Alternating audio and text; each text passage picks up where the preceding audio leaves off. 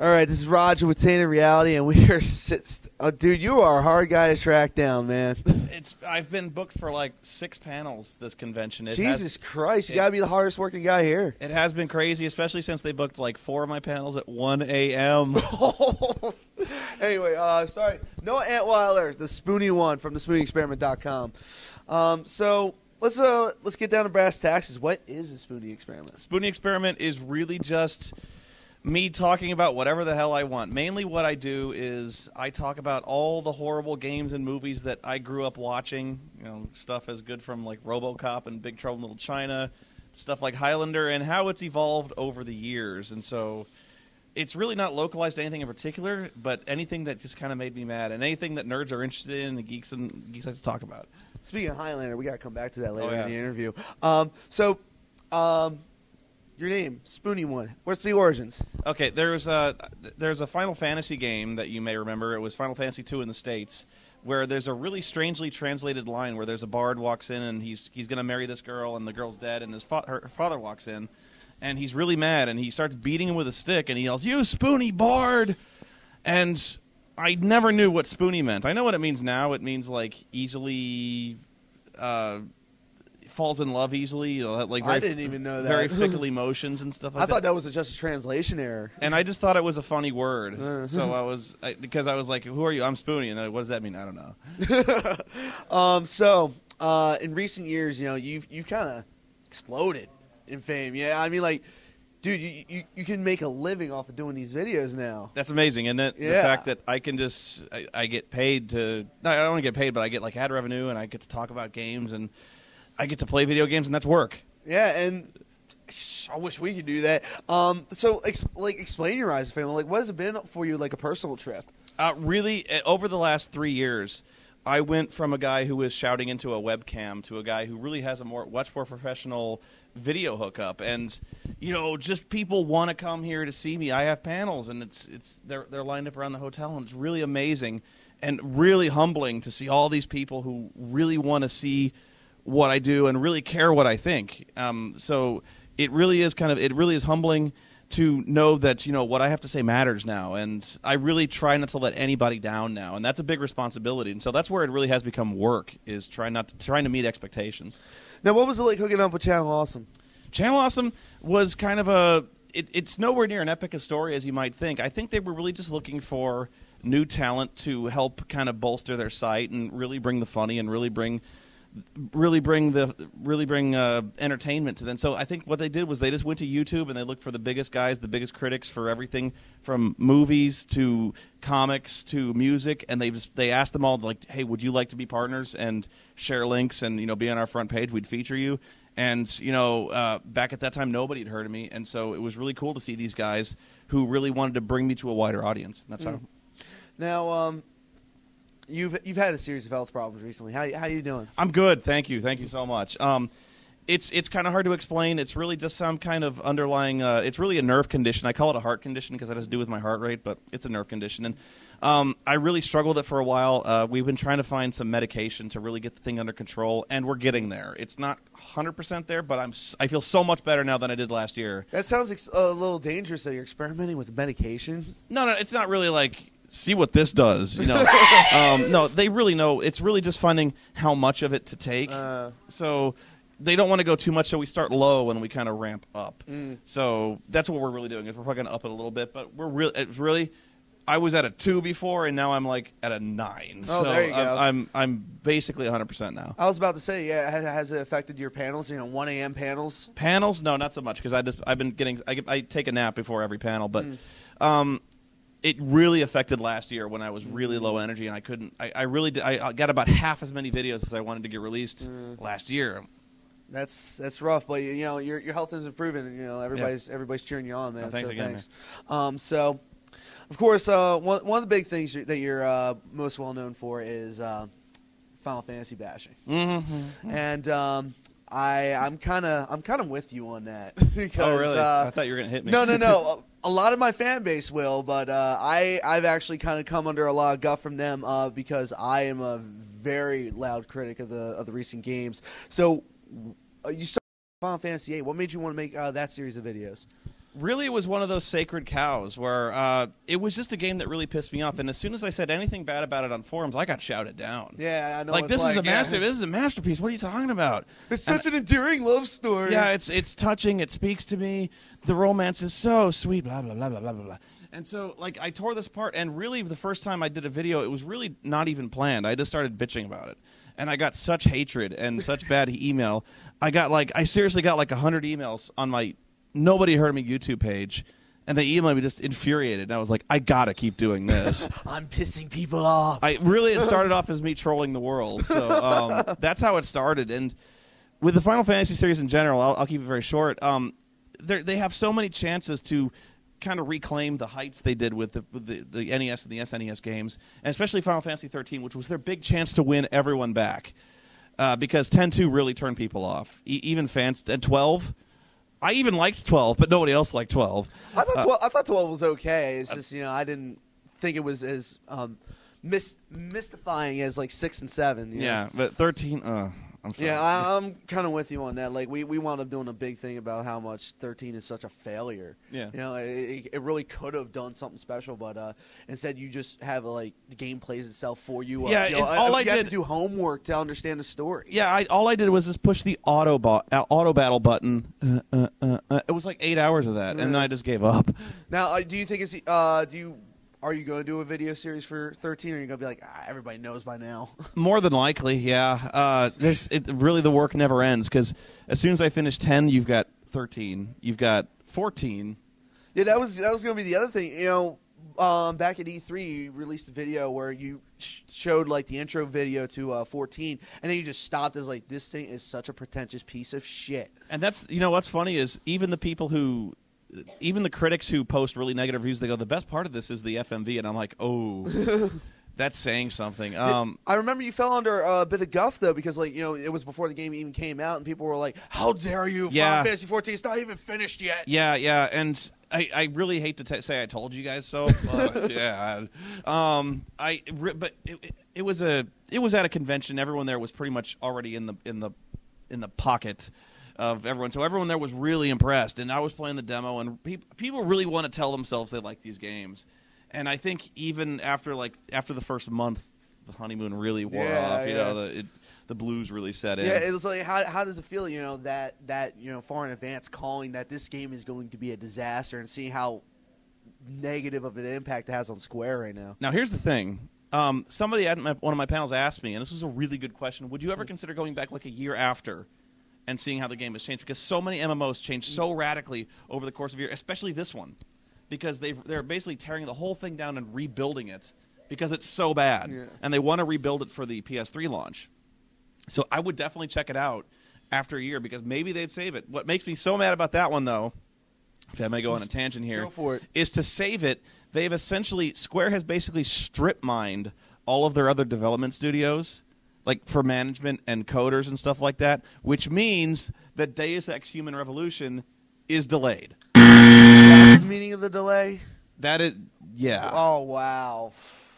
I didn't know that. I just knew it got delayed. I'm like, all right, well, we'll just got to wait a little bit longer for Deus Ex, because that's the Square Enix game I'm looking for. They are getting rid. They are not getting rid of, but they are delaying my Deus Ex. Yeah, I'm the same way. because I'm like, I've been waiting over 10 years for a real sequel. Did you see the cinematics of that? That looked fucking, oh God! Yeah, I showed metal. it to her. I showed it to her, and she even was even impressed. Yeah. The guy with the hand on the twisting. I'm sorry. Dude, it was like everything about that. It looks like they're so on track with it. They don't need War Inspector almost. You know, but then again, War Inspector did also help with Invisible War and Epic Mickey. And Epic Mickey. Yeah. Oh God. So we've been doing a lot of bash about Final Fantasy, so I want to give you a chance to lay out some positives. Positives. Really, there wasn't much that blew me away last year, but there were a few games that really stood out, and I don't even like RTSs, but StarCraft 2. Love StarCraft 2. Civ 5 is one of those games where I never play Civ 5 enough. If they can fix the multiplayer, Civ 5 could be really awesome. I don't want to go into too many technical details, but Civ 5, they really turn off all the animations, and there's no interactivity with any other players. You just kind of watch other people take their moves, and it could be a little more involved. Now, I wanted to ask you this because we're at some point we want to have an all-star panel because we have an internet radio station. We want to get an all-star panel together to discuss the current state of Japanese gaming, and you're kind of spearheading that right now with your criticism of Final Fantasy because, like you said, it's held on such high acclaim. It's like godlike. And you were the first guy to come along. One of the best images I ever saw, I'll let you get to your question, I'm sorry, but one of the best images I ever saw for Final Fantasy 14 was on the release date. They showed like these stores in Japan where they have these entire almost, I hate to call them shrines, but they really look like shrines of like just copies stacked to the ceiling, and nobody's there. Seriously, I think Japanese audiences have given up on Final Fantasy far before American audiences have. Yeah. But not too bad. I really don't know all that much about Japanese gaming except for some games that are like Bayonetta, which I actually really liked.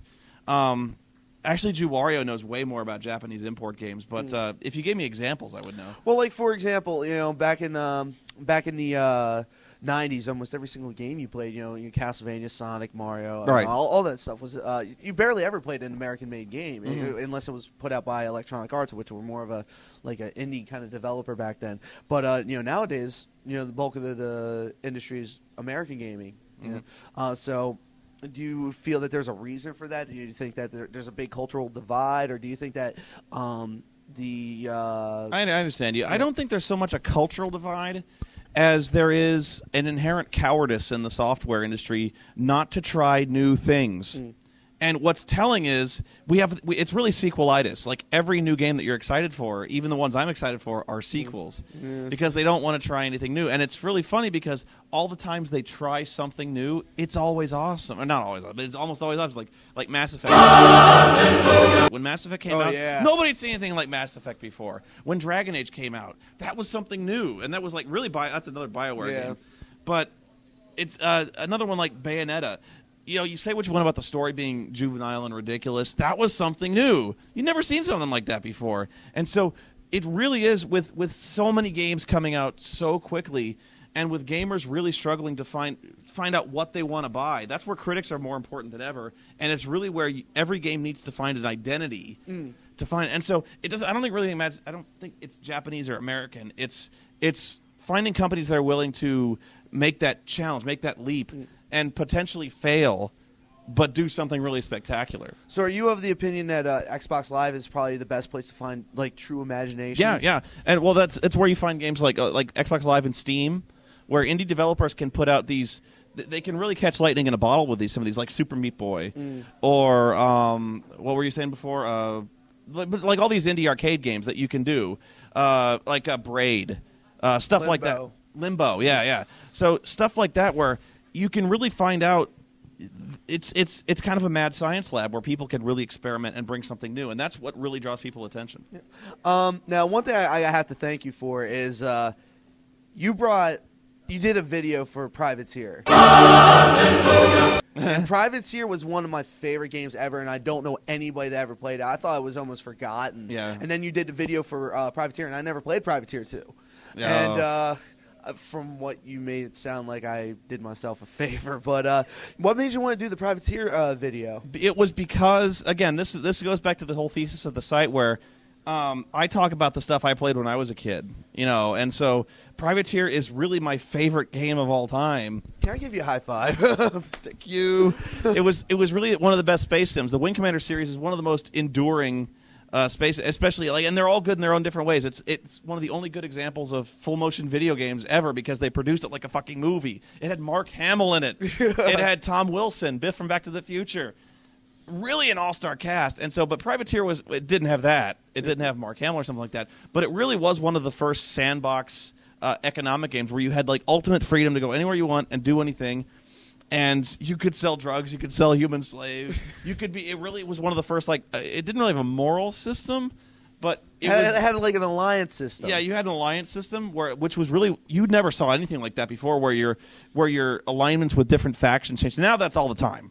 You know, like now you have factions and MMOs and stuff like that, but this was like 1994. Well, like back then, with what Origins did, it felt more organic. Whereas like it feels like it's programmed in, kind of now. Like it's part of the game. You need to do certain things, but it felt more like in Privateer it was like your actions, your choices were what was doing it, rather than making a conscious like predetermined decision and selecting a menu bar. Yeah, well, Privateer 2 is one of those examples where it really was a great story, and completely ruined by complete lack of software testing, or at least they tested it, but whatever notes they got, they did not listen to at all. Yeah, so that was how much of a disaster that was. If you seriously, there's a website that has all the cinematics. Just watch those in order. And you got Christopher Walken, Clive Owen, and who else is in it? So many names. Oh, David Warner. David Warner's in it. Wow, yeah. So moving right along, you got a bit of an obsession with Reb Brown. A little bit. Where does that come from? It was I just found in a video store one day Your Hunter from the Future, and I watched this movie. And it was one of the greatest movies I've ever seen in my life. And so I was like, I have to see more of this guy. And so he did like RoboWar. A friend of mine, Ed Glazer, who made the movie Press Start and Press Start to Continue, he's like, you think that was good? You should try RoboWar. And so I'm like, this is the best. This is so awesome. And so he's like, you think that was good? You should try Strike Commando. And so like it just kind of snowballed from there, He really is just one of those great action stars you'd never heard of, who really should have been along the same tier as like Schwarzenegger.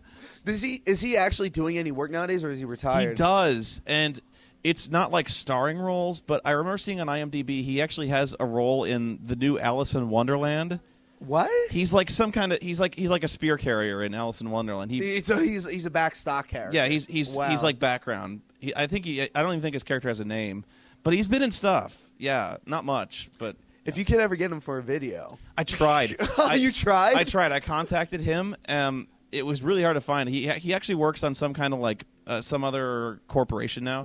So I actually kind of I moved heaven and earth to get his like private email, and he never got back to me. Then I called his agent, and his agent was like, Mr. Brown doesn't really have an interest in interviewing anybody regarding his film career, and if you persist, he says, if you persist, we will report you. What? And I was just about to write back, report me to who? Yeah. But I deleted it. I was like, at that point, there's no point. His agent is a dick. Dude, maybe that's why he hasn't really been doing anything prominent recently. Just background characters. I think he really fears that I'm going to make fun of him, like in first role in Space Mutiny or something like that. I so wouldn't. I love this guy. Reb, call me Reb. That's a casting call, if anything. I so wanted to do a thing where we do a crossover where he beats me up for my reviews. I would have made him look good. I wouldn't have been like funny. I wouldn't have made fun. You would put some self-deprecation in and be like, "No, totally. Kill me, please." Yeah, I want him to just burst. Hey, asshole! So one thing that you've been doing recently that I need to ask you. Apparently we're moving out of shot here. My personality. Yeah, he's kind of scooching close to me, and I'm like, I need to give him his space here. But thank you, camera lady. So one thing you've been doing recently, and I've kind of been trolling people with this because I think it's hilarious. Experience Beach. Experience Beach. Okay, if you know where that comes from, that's from the Star Trek VHS board game, which I just played. It's just one of those things I always remembered. And I don't know if I'm even going to continue with that because while it's funny to make like really painful fucking videos, it almost seems like a loyalty test for my fans. Like, oh, you like my site, huh? We'll have this shit. And so there's kind of a fine line between that and YouTube poop. And actually, I hate YouTube poop. Really? Yeah. So it really is. I have worse, but I don't know if I'm going to put it on the site just because. You should put the absolute worst fucking shit that you could put on there that will make people be like, I'm done with Spoony. I could, but I don't want to drive people away. Round 2 with Avril Lavigne and fucking Metallica was bad enough. Oh, seeing her kill metal. I heard there was one worse, and I didn't know this. Snoop Dogg apparently sang All That Sad Remains. But True? Oh, no, you did Sad But True. Sad But True? Oh. Yeah, he did this really crappy rap version of it back in when he did the Icon for MTV when Saint Anger was coming out. Saint Anger. But was I'm awkward. actually going to switch over to Linkara's interview because we have a little bit of a lightning round that I don't have written on your interview right here. Okay. But we're going to give you a little lightning round real quick to finish up the interview, so we our fan base can get a little bit more of Noah's personality. Okay. First of all, as I open it up here, vices or guilty pleasures? Oh, geez. Well, if you don't know, Reb Brown's one of my vices. That's a tough one. Surprise us. Something new. I really like the Mythbusters. What? Really? Yeah, you don't like the Mythbusters? I like them because they explode shit. Yeah. I'm kind of a closet science fan, or maybe you knew that, but I really like the Mythbusters. I also like this is kind of a funny one. I don't eat candy, but there's this type of candy bar called Take Fives. Oh yeah. With Are the those not the- pretzels, are those with not the pretzels and the chocolate and the peanut Pretzels butter. and peanuts and caramel chocolate. It's beautiful. Chick-fil-A. Oh, Chick-fil-A. Yeah. If there was a Can't Chick-fil-A, go there on Sunday. I know. If there's a Chick-fil-A near my house, though, I would weigh 3,000 pounds. Really? Yeah. They don't have it out in Arizona? They do have one, but it's like 4 miles away, and it's just far enough that I don't want to make the trip. Favorite drink? Favorite drink? Oh, jeez. I can't drink nearly as much. I can't drink the same stuff I used to because I have to cut down on caffeine. But I really like Pepsi. That's just me. I also, this is going to sound really girly, but I like pina coladas. There's a joke in there somewhere that we're not going to tell. I like getting caught in the rain. Fave movie and why? I know you kind of answered this on your site, but just for the sake of the interview. Big Trouble in Little China. I really was a big mark for John Carpenter in the 80s. Like that, The Thing, They Live, Assault on Precinct 13. Really, man, that guy was on fire. What about Escape from New York? Escape from New York? Totally. Yeah. Although Escape from L.A. I don't know. What do you think of the new thing coming out? The new thing, it's really sacrilegious. They're remaking Escape from New York. They're like doing They're remaking Escape from New York? Yeah. Sleep tight. Oh boy. Yeah, I had to sit through Escape from L.A., which was basically a remake of Escape from New York. You cannot replace Snake Plissken, people. You can't do it. Why would you try it? No. Go on. Yeah, I'm going to keep going. It's like it's like replacing Harrison Ford. Yeah. In Indiana It's like, Jones. you know what it's like? It's like if you took Return of the Jedi and you replaced the spirit of Anakin Skywalker with Hayden Christensen. Yeah, I mean, that would be blasphemy if they did that. I would fucking burn the theater Yeah. down. God forbid if they ever do something like that. I'm going to kill people. Favorite music and artist? Oh, jeez. I really can't narrow it down to a specific artist. I am a big fan of like classic rock and like metal from the 80s and stuff like that. I'm a huge. I hate to pick a specific band, and this is going to sound again kind of. I really like Prince from back in the day. And I really like Queen, so I don't know. Queen. I don't know what that says about me. That goes with the Highlander. Yeah. Royal Badness, you know. Throwing this in because I forgot to ask this during the main interview, but throwing the Highlander thing in. You've just gotten your ass kicked by that franchise. It's over finally. But why do you stick with it so much? Is it just because the first movie is so good and the series is so good? Well, that's really what I try to explore in the videos. Is why do we keep doing this to ourselves? It really was because the first movie was so good, and we want to see if they can ever get close to that again because it was so good back in the day, and it just never did. And it's really at this point a morbid curiosity just to see how low it goes. Because you didn't even see the source until you were doing research No. for the Endgame. I was really pretty much done with it after Endgame, and I only watched the source because I had to. And actually, Pat the NES Punk, who I did a review with for Endgame, has still not watched that movie. And he really is probably the biggest Highlander fan, even bigger than myself, I've ever seen in my life. Oh, wow. What do you think of the remake that they're supposedly making right now? Okay, in brief, and I know I'm jinxing it, but I really don't see how it could get any worse. I really don't. I think it'll be better. I really do. They're replacing swords with shotguns. It can't get worse. It can't. I'm sorry. I have to believe. All right. But I'll be there. I'll see it. Getting back on track. Embarrassing professional moment. Oh, geez. You ever see the E.T. review? No, I haven't. Oh, yeah. Check that one out. That was the E.T. review is a review I did after I had all 4 of my wisdom teeth removed. Ooh. And the dentist actually botched the last tooth and shattered it. Oh, God. In my gum line, and I had to see an oral surgeon, but I couldn't see an oral surgeon for 24 hours. So and you shot the video in They between? loaded me up on painkillers, and while I was stoned off my fucking gourd, I had this idea where I would review a movie. I have no memory of making this movie, except for the fact that I was literally like spitting blood up into the sink every 45 seconds. Oh, God. I remember when I had my wisdom teeth removed. I was watching The Phantom Menace, and I fell asleep in the middle of it, and I wake up, and there's this river of saliva and red just trailing down my bed. But the climax of this, I shot it in the style of an Apocalypse Now parody, down to the point where I start dancing in my underwear and punching a TV. Yeah, that's pretty much a low point. Yeah. Crowning professional moment. Really being able to finish Final Fantasy VIII, because that was the last review I shot when I was still living with my parents. Oh. Because I blow the house up, and so that was that was really a transitional point. That was like the end of the first year, really, or the first season, so to speak, where I finished like the first major review I did. I finally got out of the house, and it was done, and so it really marked the point where I moved really to kind of doing this for a living, where I was doing this as a professional. A moment where a fan has crossed the line. Really, the fans have been great. I can't think of anyone who really did anything that I considered skeevy or gross or something like that. Nobody sent me anything that I considered. No, I think the fans have been great. One guy I met here wanted to give me a sword. Like a sword or like a Nerf sword? He's like, I have a two-handed sword I would love to give you. And I'm like, that might be a problem going through TSA. He does need to fly back. But we got an audience. Yeah, what the hell? Where'd that come from? No, I can't think of any. Like, nobody's mailed me teeth or anything like that. No, everyone's been great. Heartwarming moment with a fan. Let me think. There's been a bunch. Like, really, anytime anybody donates something, it's really humbling and heartwarming to see. But I've had messages from people who said that they were going through a really dark period in their lives. They were contemplating suicide, and I was the only thing that kept them going. Recently, I got a message from somebody in Afghanistan who had been wounded, and while he was recovering, he was just watching my videos like nonstop, watching Phantasmagoria while he was recuperating.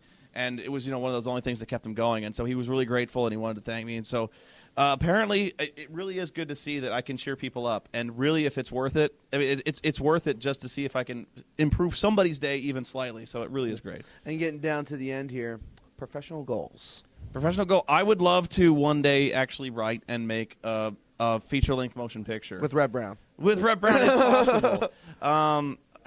I have no idea what form it'll take yet because I'm so busy, and I'm so happy doing the reviews. But one day I am going to make a movie, and I'm going to try to get it in theaters and get it fully. That would be amazing. So it's going to be awesome. And one final message to your fans. Hey, everybody! Thanks so much for supporting me and supporting the site. You really are what keep the site going. And I do this for you guys. I do it to make myself laugh, and I do it to make you laugh. And so as long as you guys keep laughing, and as long as you guys love what I do and are interested in what I have to say, I will keep making those videos. So it's all for you. All right. Thank you very much, Spoony. And, yeah, great to finally actually speak with you. No, it's my pleasure, man. Thank you. Greetings, plebeians. This is Dr. Insano from the Spoony Experiment. You're listening to Tainted Reality. Or when I take over the world, it will be the